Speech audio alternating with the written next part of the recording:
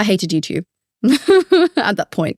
Everyone talks about burnout and it's such like a topic which might be overdone. But there was a couple of things going on in my life at that point. One, I just got manager. So after I think 6 years, I got manager at Deloitte. And then I knew that I wanted to go for early promotion and get senior manager. And I'm a type of 0 or 100 type of girl. So I knew that when I doubled down on YouTube and I sacrificed seeing my friends to script, edit videos, weekends, nights, whatever it is, that's why I was reaping some of the rewards and saw some of the rewards. So I knew that I need to sacrifice something to get more time to focus on my career. Because essentially, people watch me for my career. At the end of the day, that gives me credibility on the YouTube space. And I wanted to get early promotion. I think just immigrant parents, you know how they make you work hard all the time. So it was like ingrained in me.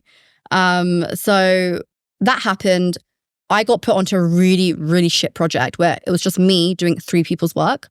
And then it was me coming home at 10 p.m., 11 p.m., writing scripts for YouTube, editing on the weekends for YouTube. And I just got burnt out, like honestly saying. And I can't explain it to you because I don't know how it is for most people, but for me, I feel like there's almost this fire which drives me in everything I do. And that's my ambition. And that really defines me. It's not good to do that. It's not good to have a job which, or an ambition which you kind of self-identify with. But that's what I always have. So that kind of just like dropped. I basically woke up and I was like, okay, I don't want to do anything. I don't feel like doing anything. There's nothing that I want to achieve in life at this moment in time. So I knew I had to reconnect with seeing my friends and doing things which I used to love, which I gave myself like 1.5 years, 2 years to do that. Kind of got swept into like enjoying friends and like going to loads of weddings and, just enjoying my life. And over the last year, I started to consume content again. Like I couldn't consume content for a year, basically. I didn't even open YouTube for a year, basically. Wow. Wait, just before you move on though, with the burnout, what was your manifestation of that in terms of your relationship with YouTube? Yeah. I couldn't open, I laugh when I get awkward or I thought about things, but I loved creating videos initially. I loved being known that I was helping people. But I couldn't open the YouTube app and see another video, be it from a friend's video. Couldn't even open Instagram and see content on Instagram. Like I couldn't even see my friend's content for a good 6 months. YouTube was a year. Basically, Instagram was 6 months. And, when I just kind of shut down, I think there was a moment in time for a good 6 months. I did not respond to anyone's DMs. I did not do anything because I just did not care about YouTube. Ultimately that fire left me and that was it. I just didn't care. How would have that made you feel in terms of if you did open your Instagram or open the YouTube app, what would have happened? Disgusted. I don't know why. Really? It's really weird for me to say that. I just felt I just felt like all the content I was seeing was either fake. People were doing things which didn't align to my values. And it might have just been that particular moment in time where people were just doing stuff. And I just felt like this wasn't genuine anymore. And I was like, I can't consume this. So I stopped. And I know there are some incredible people doing some incredible work at that moment in time. But I think I just kind of focused on, the bad as you do in a space in that moment in your head, right? And I just kind of stopped and I took some time out. And I took a long time out. Was that positive, would you say? Do you regret it at all or no? Oh, actually, I do regret it, man. I could be on way more subscribers right now, making probably lots more money or whatever it is. So I do regret it. I have seen people who started off with me and have grown to 250K, 900K, some people as well. I know that everyone's journey is different. And I think I've come to terms and to peace with that. I want a sustainable journey. I don't want to burn out. And I want to still keep my credibility in consulting, wherever that is.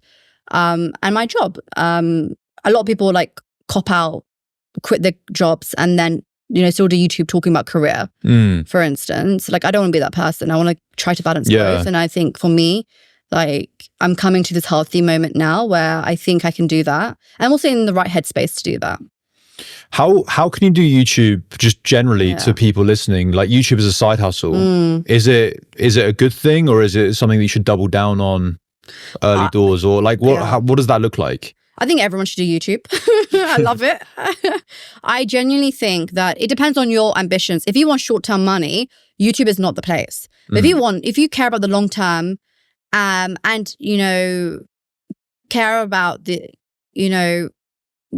think about what your long-term ambitions are. And if it's just to make money, like, go dropship, do something else, right? But if it's about maybe like starting a sustainable business for the future, YouTube is a great way to kind of market that in some way. And if you're starting, like, if you're thinking about doing YouTube, like, you're wasting a minute, every minute you waste is like you potentially going viral, you potentially, learning about what customers want or what your audience wants, and you adapting, like, your products based on that. Do you think it's too late to get into YouTube? No. Loads of people say that. Everyone says that. I think I probably got a bit late into YouTube as well. And look, there are like, okay, this is great girl I've been watching her journey of. I'm obsessed with her. Her name is Nisha on YouTube. She does personal finance content. Yeah, I know her. She probably started like 2 years ago. And everyone would have said, oh my God, personal finance is so saturated. But look at her, man.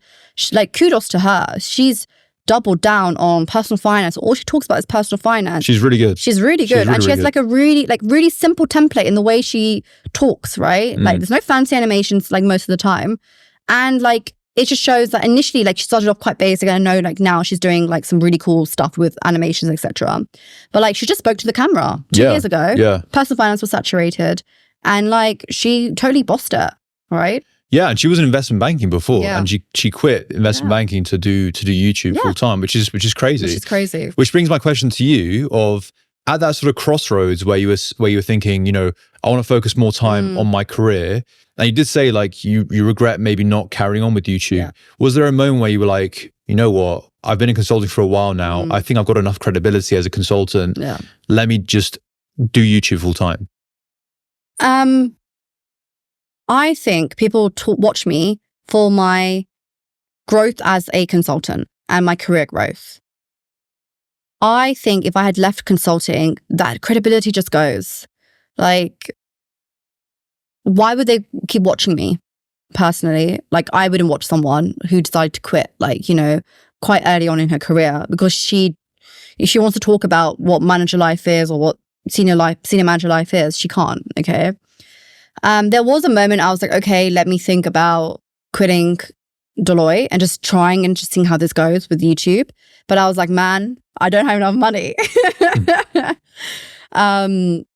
So ultimately, I also do think that YouTube is not a long-term career for most people, like just doing YouTube videos.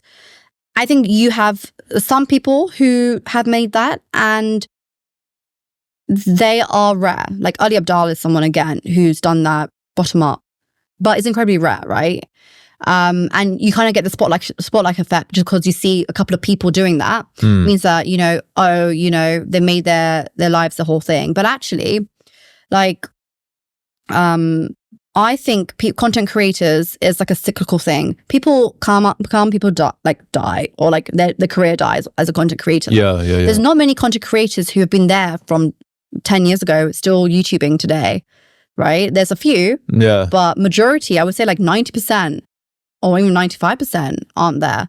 So at that moment in time, I knew that if I quit Deloitte and I went into YouTube, I would have a very early career death as a content creator. So you wanted to work in consulting a few more years before you decided to like either start your own thing or do YouTube full time? Yeah, 100%. So where does that regret come from in that case? Because in that position, you sort of made the right decision then. The regret comes from comparing myself to people now. Like 2 years down the line, which is now, so like 2 years down the line, I look at other people, and I've seen their growth, and I'm like, damn, like if only I continued, like I would be where they are. So the regret comes from comparison, right? And it's always a thing, which is very human to do. And I don't know, like, I think there was a point in time where I've always been like, how do I get this as quickly as possible? How do I do this as fast as possible?